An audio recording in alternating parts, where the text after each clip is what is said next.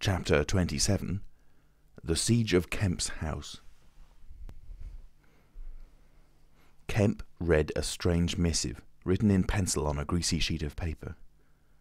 "You have been amazingly energetic and clever," this letter ran, "though what you stand to gain by it I cannot imagine. You are against me. For a whole day you have chased me. You have tried to rob me of a night's rest. But I have had food in spite of you. I have slept in spite of you, and the game is only beginning. The game is only beginning. There is nothing for it but to start the terror. This announces the first day of the terror. Port Burdock is no longer under the Queen, tell your Colonel of Police, and the rest of them, it is under me, the Terror. This is day one of year one of the new epoch. The epoch of the Invisible Man. I am Invisible Man the First. To begin with, the rule will be easy. The first day there will be one execution for the sake of example. A man named Kemp. Death starts for him today. He may lock himself away, hide himself away, get guards about him, put on armour if he likes. Death, the unseen death, is coming. Let him take precautions. It will impress my people. Death starts from the pillar box by midday. The letter will fall in as the postman comes along, then off. The game begins. Death starts. Help him not, my people, lest death fall upon you also. Today, Kemp is to die." Kemp read this letter twice. "It's no hoax," he said. "That's his voice, and he means it." He turned the folded sheet over and saw on the addressed side of it the postmark, Hintondean, and the prosaic detail, 2d to pay. He got up slowly, leaving his lunch unfinished, the letter had come by the 1 o'clock post, and went into his study. He rang for his housekeeper and told her to go round the house at once, examining all the fastenings of the windows and closing all the shutters. He closed the shutters of his study himself. From a locked drawer in his bedroom he took a little revolver, examined it carefully, and put it into the pocket of his lounge jacket. He wrote a number of brief notes, one to Colonel Adye, gave them to his servant to take, with explicit instructions as to her way of leaving the house. "There is no danger," he said, and added a mental reservation, "to you." He remained meditative for a space after doing this, and then returned to his cooling lunch. He ate with gaps of thought. Finally he struck the table sharply. "We will have him," he said, "and I am the bait. He will come too far." He went up to the belvedere, carefully shutting every door after him. "It's a game," he said, "an odd game, but the chances are all for me, Mr. Griffin, in spite of your invisibility. Griffin contra mundum, with a vengeance." He stood at the window, staring at the hot hillside. He must get food every day, and I don't envy him. Did he really sleep last night? Out in the open somewhere, secure from collisions. I wish we could get some good, cold, wet weather instead of the heat. He may be watching me now. He went to close the window. Something rapped smartly against the brickwork over the frame and made him start violently back. "I'm getting nervous," said Kemp. But it was 5 minutes before he went to the window again. "It must have been a sparrow," he said. Presently he heard the front doorbell ringing and hurried downstairs. He unbolted and unlocked the door, examined the chain, put it up, and opened cautiously without showing himself. A familiar voice hailed him. It was Adye. "Your servant's been assaulted, Kemp," he said round the door. "What?" exclaimed Kemp. "Had that note of yours taken away from her. He's close about here. Let me in." Kemp released the chain, and Adye entered through as narrow an opening as possible.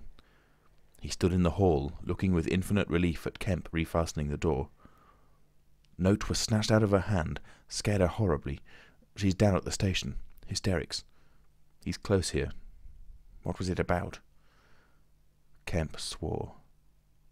"What a fool I was," said Kemp. "I might have known. It's not an hour's walk from Hintondean. Already?" "What's up?" said Adye. "Look here," said Kemp, and led the way into his study. He handed Adye the Invisible Man's letter. Adye read it and whistled softly. "And you?" said Adye. "Proposed a trap, like a fool," said Kemp, "and sent my proposal out by a maidservant. To him. Adye followed Kemp's profanity. "He'll clear out," said Adye. "Not he," said Kemp. A resounding smash of glass came from upstairs. Adye had a silvery glimpse of a little revolver half out of Kemp's pocket. "It's a window upstairs," said Kemp, and led the way up. There came a second smash while they were still on the staircase.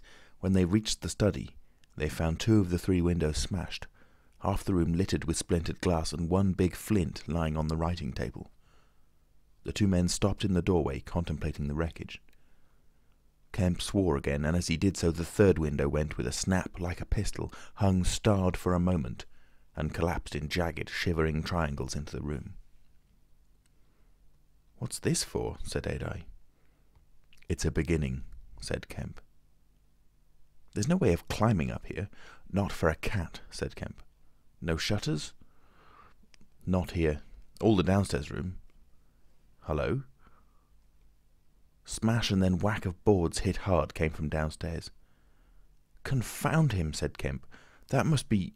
Yes, it's one of the bedrooms. He's going to do all the house. But he's a fool. The shutters are up, and the glass will fall outside. He'll cut his feet." Another window proclaimed its destruction. The 2 men stood on the landing, perplexed. "I have it," said Adye. "Let me have a stick or something. I'll go down to the station and get the bloodhounds put on. That ought to settle him. They're hard by, not 10 minutes. Another window went the way of its fellows. "You haven't a revolver?" asked Adye. Kemp's hand went to his pocket. Then he hesitated. "I haven't one. At least, to spare." "I'll bring it back," said Adye. "You'll be safe here." Kemp, ashamed of his momentary lapse from truthfulness, handed him the weapon. "Now for the door," said Adye. As they stood hesitating in the hall, they heard one of the 1st-floor bedroom windows crack and clash. Kemp went to the door and began to slip the bolts as silently as possible. His face was a little paler than usual. "You must step straight out," said Kemp. In another moment, Adye was on the doorstep and the bolts were dropping back into the staples. He hesitated for a moment, feeling more comfortable with his back against the door. Then he marched, upright and square, down the steps. He crossed the lawn and approached the gate. A little breeze seemed to ripple over the grass. Something moved near him. "Stop a bit," said a voice. And Adye stopped dead, and his hand tightened on the revolver. "Well?" said Adye, white and grim, and every nerve tense. "Oblige me by going back to the house," said the voice, as tense and grim as Adye's. "Sorry," said Adye a little hoarsely, and moistened his lips with his tongue. The voice was on his left front, he thought. Suppose he were to take his luck with a shot. "What are you going for?" said the voice, and there was a quick movement of the 2, and a flash of sunlight from the open lip of Adye's pocket. Adye desisted and thought. "Where I go," he said slowly, "is my own business." The words were still on his lips when an arm came round his neck. His back felt a knee, and he was sprawling backward. He drew clumsily and fired absurdly, and in another moment he was struck in the mouth, and the revolver wrested from his grip. He made a vain clutch at a slippery limb, tried to struggle up, and fell back. "Damn," said Adye. The voice laughed. "I'd kill you now if it wasn't the waste of a bullet," he said. He saw the revolver in mid-air, 6 feet off, covering him. "Well?" said Adye, sitting up. "Get up," said the voice. Adye stood up. "Attention," said the voice, and then fiercely, "Don't try any games. Remember, I can see your face, if you can't see mine. You've got to go back to the house." "He won't let me in," said Adye. "That's a pity," said the Invisible Man. "I've got no quarrel with you." Adye moistened his lips again. He glanced away from the barrel of the revolver and saw the sea far off, very blue and dark under the midday sun, the smooth green down, the white cliff of the head and the multitudinous town, and suddenly he knew that life was very sweet. His eyes came back to this little metal thing hanging between heaven and earth 6 yards away. "What am I to do?" he said sullenly. "What am I to do?" asked the Invisible Man. "You will get help. The only thing is for you to go back." "I will try. If he lets me in, will you promise not to rush the door?" "I've got no quarrel with you," said the voice. Kemp had hurried upstairs after letting Adye out, and now, crouching among the broken glass and peering cautiously over the edge of the study window-sill, he saw Adye stand parleying with the unseen. "Why doesn't he fire?" whispered Kemp to himself. Then the revolver moved a little, and the glint of the sunlight flashed in Kemp's eyes. He shaded his eyes and tried to see the source of the blinding beam. "Surely," he said, "Adye has given up the revolver." "Promise not to rush the door," Adye was saying. "Don't push a winning game too far. Give a man a chance." "You go back to the house. I tell you flatly, I will not promise anything." Adye's decision seemed suddenly made. He turned towards the house, walking slowly with his hands behind him. Kemp watched him, puzzled. The revolver vanished, flashed again into sight, vanished again, and became evident on a closer scrutiny as a little dark object following Adye. Then things happened very quickly. Adye leapt backwards, swung around, clutched at this little object, missed it, threw up his hands and fell forward on his face, leaving a little puff of blue in the air. Kemp did not hear the sound of the shot. Adye writhed, raised himself on one arm, fell forward, and lay still. For a space, Kemp remained staring at the quiet carelessness of Adye's attitude. The afternoon was very hot and still. Nothing seemed stirring in all the world save a couple of yellow butterflies chasing each other through the shrubbery between the house and the road gate. Adye lay on the lawn near the gate. The blinds of all the villas down the hill road were drawn, but in one little green summer-house was a white figure, apparently an old man asleep. Kemp scrutinized the surroundings of the house for a glimpse of the revolver, but it had vanished. His eyes came back to Adye. The game was opening well. Then came a ringing and knocking at the front door that grew at last tumultuous, but pursuant to Kemp's instructions the servant had locked themselves into their rooms. This was followed by a silence. Kemp sat listening and then began peering cautiously out of the three windows, one after another. He went to the staircase head and stood listening uneasily. He armed himself with his bedroom poker and went to examine the interior fastenings of the ground floor windows again. Everything was safe and quiet. He returned to the belvedere. Adye lay motionless over the edge of the gravel just as he had fallen. Coming along the road by the villas were the housemaid and two policemen. Everything was deadly still. The three people seemed very slow in approaching. He wondered what his antagonist was doing. He started. There was a smash from below. He hesitated and went downstairs again.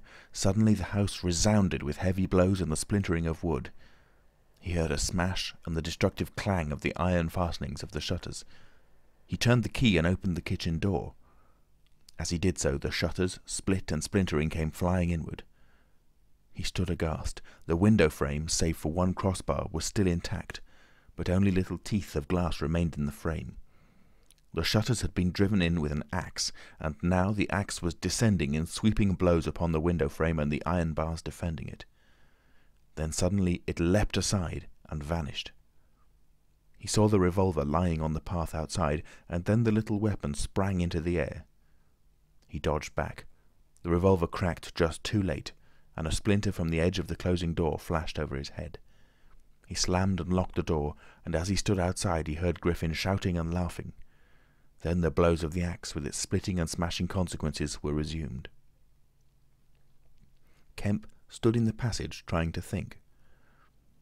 In a moment the invisible man would be in the kitchen. This door would not keep him a moment, and then... A ringing came at the front door again. It would be the policeman. He ran into the hall, put up the chain and drew the bolts. He made the girl speak before he dropped the chain, and the three people blundered into the house in a heap, and Kemp slammed the door again. "The invisible man," said Kemp. "He has a revolver with 2 shots left. He's killed Adye. Shot him anyhow. Didn't you see him on the lawn? He's lying there." "Who?" said one of the policemen. "Adye," said Kemp. "We came in the back way," said the girl. "What's that smashing?" asked one of the policemen. "He's in the kitchen, or will be. He's found an axe." Suddenly the house was full of the Invisible Man's resounding blows on the kitchen door. The girl stared towards the kitchen, shuddered, and retreated into the dining room. Kemp tried to explain in broken sentences. They heard the kitchen door give. "This way," said Kemp, starting into activity, and bundled the policeman into the dining room doorway. "Poker," said Kemp, and rushed to the fender. He handed the poker he had carried to the policeman and the dining room one to the other. He suddenly flung himself backward. "Whoop!" said one policeman, ducked, and caught the axe on his poker. The pistol snapped his penultimate shot and ripped a valuable Sidney Cooper. The second policeman brought his poker down on the little weapon as one might knock down a wasp, and sent it rattling to the floor. At the first clash, the girl screamed, stood screaming for a moment by the fireplace, and then ran to open the shutters, possibly with an idea of escaping by the shattered window. The axe receded into the passage and fell to a position about 2 feet from the ground. They could hear the Invisible Man breathing. "Stand away, you two. I want that man Kemp." "We want you," said the first policeman, making a quick step forward and wiping with his poker at the voice. The Invisible Man must have started back, and he blundered into the umbrella stand. Then, as the policeman staggered with the swing of the blow he had aimed, the Invisible Man countered with the axe. The helmet crumpled like paper, and the blow sent the man spinning to the floor at the head of the kitchen stairs. But the second policeman, aiming behind the axe with his poker, hit something soft that snapped. There was a sharp exclamation of pain, and then the axe fell to the ground. The policeman wiped again at vacancy and hit nothing. He put his foot on the axe and struck again. Then he stood, poker clubbed, listening intent for the slightest movement. He heard the dining room window open and a quick rush of feet within. His companion rolled over and sat up, with blood running down between his eye and ear. "Where is he?" asked the man on the floor. "Don't know. I've hit him. He's standing somewhere in the hall, unless he's slipped past you. Dr. Kemp, sir?" Pause. "Dr. Kemp!" cried the policeman again. The second policeman began struggling to his feet. He stood up. Suddenly the faint pad of bare feet on the kitchen stairs could be heard. "Yap!" cried the first policeman, and incontinently flung his poker. It smashed a little gas bracket. He made as if he would pursue the Invisible Man downstairs. Then he thought better of it and stepped into the dining room. "Dr. Kemp," he began, and stopped short.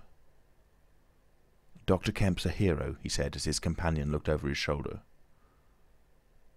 The dining room window was wide open, and neither housemaid nor Kemp was to be seen.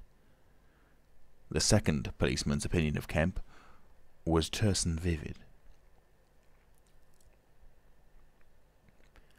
Chapter 28. The Hunter Hunted. Mr. Helas, Mr. Kemp's nearest neighbour among the villa holders, was asleep in his summer house when the siege of Kemp's house began. Mr. Helas was one of the sturdy minority who refused to believe in all this nonsense about an invisible man. His wife, however, as he was subsequently to be reminded, did. He insisted on walking about his garden just as if nothing was the matter, and he went to sleep in the afternoon in accordance with the custom of years.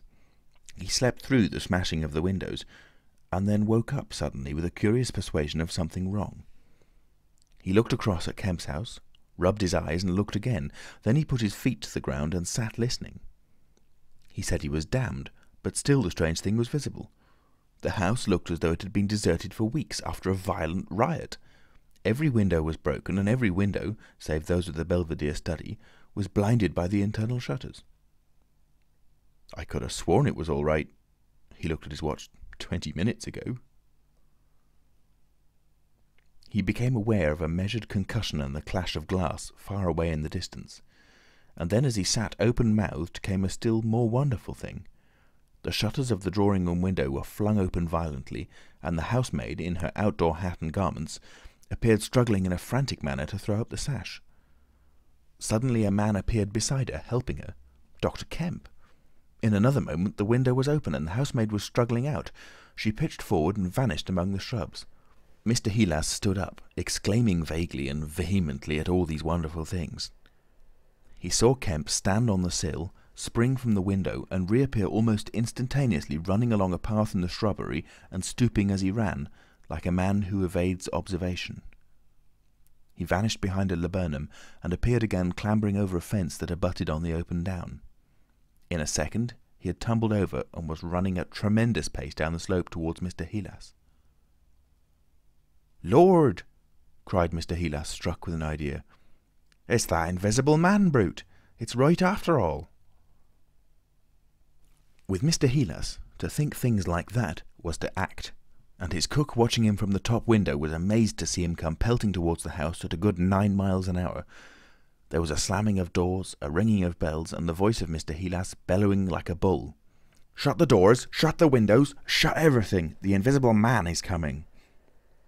Instantly the house was full of screams and directions and scurrying feet. He ran himself to shut the French windows that opened on the veranda. As he did so, Kemp's head and shoulders and knee appeared over the edge of the garden fence. In another moment, Kemp had ploughed through the asparagus and was running across the tennis lawn to the house. "You can't come in," said Mr. Heelas, shutting the bolts. "I'm very sorry if he's after you, but you can't come in." Kemp appeared with a face of terror close to the glass, rapping and then shaking frantically at the French window. Then, seeing his efforts were useless, he ran along the veranda, vaulted the end, and went to hammer at the side door. Then he ran around by the side gate to the front of the house, and so into the hill road. And Mr. Heelas, staring from his window, a face of horror, had scarcely witnessed Kemp vanish ere the asparagus was being trampled this way and that by feet unseen. At that Mr. Heelas fled precipitately upstairs, and the rest of the chase is beyond his purview. But as he passed the staircase window, he heard the side gate slam. Emerging into the hill road, Kemp naturally took the downward direction, and so it was he came to run in his own person the very race he had watched with such a critical eye from the Belvedere study only 4 days ago. He ran it well for a man out of training, and though his face was white and wet, his wits were cool to the last. He ran with wide strides, and wherever a patch of rough ground intervened, wherever there came a patch of raw flints or a bit of broken glass shone dazzling, he crossed it and left the bare invisible feet that followed to take what line they would. For the first time in his life, Kemp discovered that the hill road was indescribably vast and desolate, and that the beginnings of the town far below at the hill foot were strangely remote. Never had there been a slower or more painful method of progression than running. All the gaunt villas sleeping in the afternoon sun looked locked and barred. No doubt they were locked and barred by his own orders. But at any rate they might have kept a lookout for an eventuality like this. The town was rising up now. The sea had dropped out of sight behind it, and people down below were stirring. A tram was just arriving at the hill foot. Beyond that was the police station. Was that footsteps he heard behind him? Spurt. The people below were staring at him. 1 or 2 were running, and his breath was beginning to soar in his throat. The tram was quite near now, and the Jolly Cricketers was noisily barring its doors. Beyond the tram were posts and heaps of gravel, the drainage works. He had a transitory idea of jumping into the tram and slamming the doors, and then he resolved to go for the police station. In another moment he had passed the door of the Jolly Cricketers, and was in the blistering fag end of the street, with human beings about him. The tram driver and his helper, arrested by the sight of his furious haste, stood staring with the tram horses unhitched. Further on, the astonished features of navvies appeared above the mounds of gravel. His pace broke a little, and then he heard the swift pad of his pursuer and leapt forward again. "The invisible man!" he cried to the navvies with a vague indicative gesture, and by an inspiration leapt to the excavation and placed a burly group between him and the chase. Then, abandoning the idea of the police station, he turned into a little side street, rushed by a greengrocer's cart, hesitated for the 10th of a second at the door of a sweetstuff shop, and then made for the mouth of an alley that ran back into the main hill street again. 2 or 3 little children were playing here, and shrieked and scattered at his apparition, and forthwith doors and windows opened, and excited mothers revealed their hearts. Out he shot into Hill Street again, 300 yards from the tram line end, and immediately he became aware of a tumultuous vociferation and running people. He glanced up the street towards the hill. Hardly a dozen yards off ran a huge navvy, cursing in fragments and slashing viciously with a spade, and hard behind him came the tram conductor with his fists clenched. Up the street others followed these too, striking and shouting. Down towards the town men and women were running, and he noticed clearly one man coming out of a shop door with a stick in his hand. "Spread out! Spread out!" cried someone. Kemp suddenly grasped the altered condition of the chase. He stopped and looked around, panting. "He's close here," he cried. "Form a line across—" He was hit hard under the ear and went reeling, trying to face round towards his unseen antagonist. He just managed to keep his feet, and he struck a vain counter in the air. Then he was hit again under the jaw and sprawled headlong on the ground. In another moment a knee compressed his diaphragm and a couple of eager hands gripped his throat, but the grip of one was weaker than the other. He grasped the wrists, heard a cry of pain from his assailant, and then the spade of the navvy came whirling through the air above him and struck something with a dull thud. He felt a drop of moisture on his face.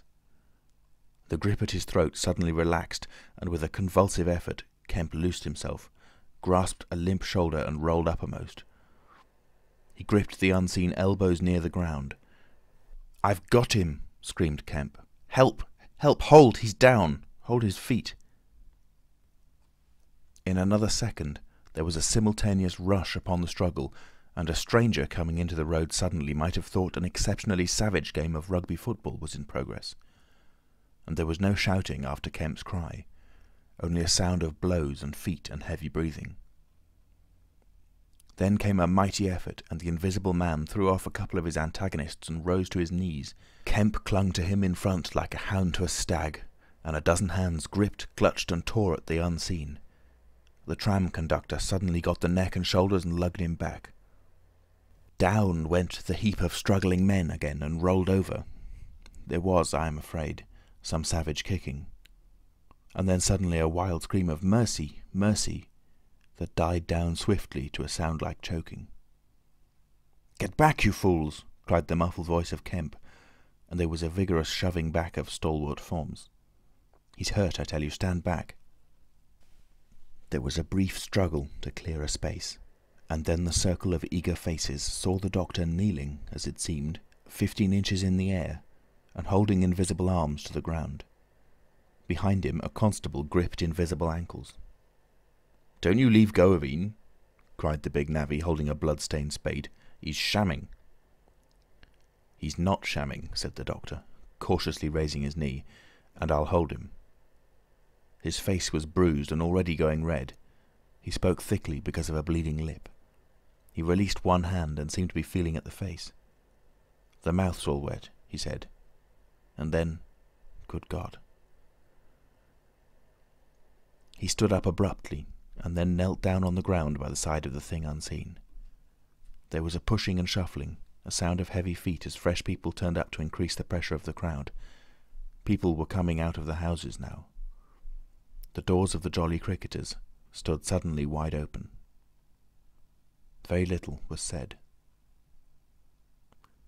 Kemp felt about, his hand seeming to pass through empty air. "He's not breathing," he said. And then, "I can't feel his heart. His side. Ugh!" Suddenly an old woman, peering under the arm of the big navvy, screamed sharply. "Looky there!" she said, and thrust out a wrinkled finger. And looking where she pointed, everyone saw, faint and transparent as though it were made of glass, so that veins and arteries and bones and nerves could be distinguished, the outline of a hand limp and prone. It grew clouded and opaque even as they stared. "Hullo!" cried the constable. "Here's his feet a-showing." And, so slowly, beginning at his hands and feet and creeping along his limbs to the vital centres of his body, that strange change continued. It was like the slow spreading of a poison. First came the little white nerves, a hazy grey sketch of a limb, then the glassy bones and intricate arteries. Then the flesh and skin, first a faint fogginess and then growing rapidly dense and opaque. Presently they could see his crushed chest and his shoulders, and the dim outline of his drawn and battered features. When at last the crowd made way for Kemp to stand erect, there lay, naked and pitiful on the ground, the bruised and broken body of a young man about 30. His hair and brow were white, not grey with age, but white with the whiteness of albinism, and his eyes were like garnets. His hands were clenched, his eyes wide open, and his expression was one of anger and dismay. "Cover his face," said a man. "For Gord's sake, cover that face." And 3 little children, pushing forward through the crowd, were suddenly twisted round and sent packing off again. Someone brought a sheet from the Jolly Cricketers, and having covered him, they carried him into the house. And there it was, on a shabby bed in a tawdry, ill-lighted bedroom, surrounded by a crowd of ignorant and excited people, broken and wounded, betrayed and unpitied, that Griffin, the first of all men to make himself invisible, Griffin, the most gifted physicist the world has ever seen, ended in infinite disaster his strange and terrible career.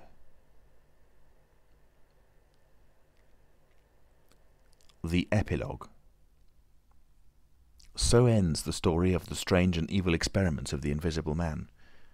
And if you would learn more of him, you must go to a little inn near Port Stowe and talk to the landlord. The sign of the inn is an empty board save for a hat and boots, and the name is the title of this story.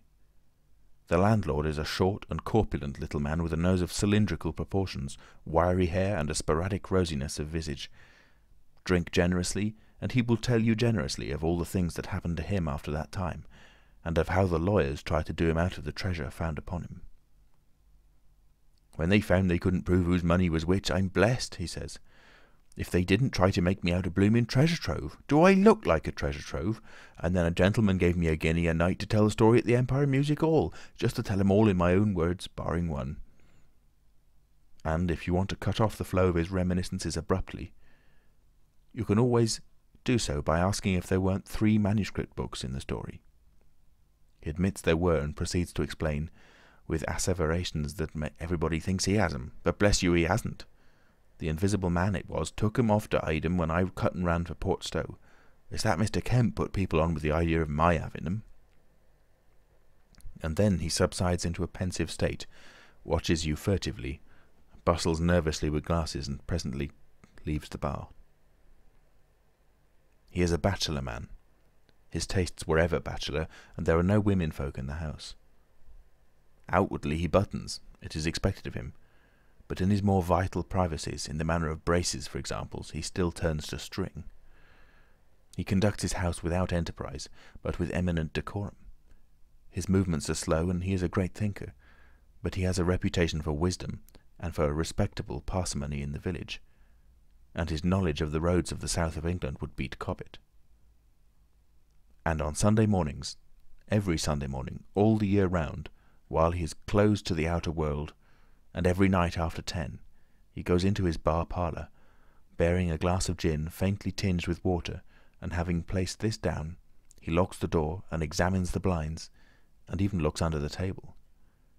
And then, being satisfied of his solitude, he unlocks the cupboard and a box in the cupboard and a drawer in that box, and produces 3 volumes bound in brown leather, and places them solemnly in the middle of the table. The covers are weather-worn and tinged with an algal green, for once they sojourned in a ditch, and some of the pages have been washed blank by dirty water. The landlord sits down in an armchair, fills a long clay pipe slowly, gloating over the books the while. Then he pulls one towards him and opens him, and begins to study it, turning over the leaves backwards and forwards. His brows are knit, and his lips move painfully. X, a little too up in the air, cross, and a fiddle-de-dee. Lord, what a one he was for intellect. Presently he relaxes and leans back, and blinks through his smoke across the room at things invisible to other eyes. "Full of secrets," he says. "Wonderful secrets. Once I get a hold of them, Lord, I wouldn't do what he did. I'd just Well. He pulls at his pipe. So he lapses into a dream, the undying, wonderful dream of life. And, though Kemp has fished unceasingly, no human being save the landlord knows those books are there, with the subtle secret of invisibility and a dozen other strange secrets written therein. And none other will know of them until he dies. End of The Invisible Man by H.G. Wells.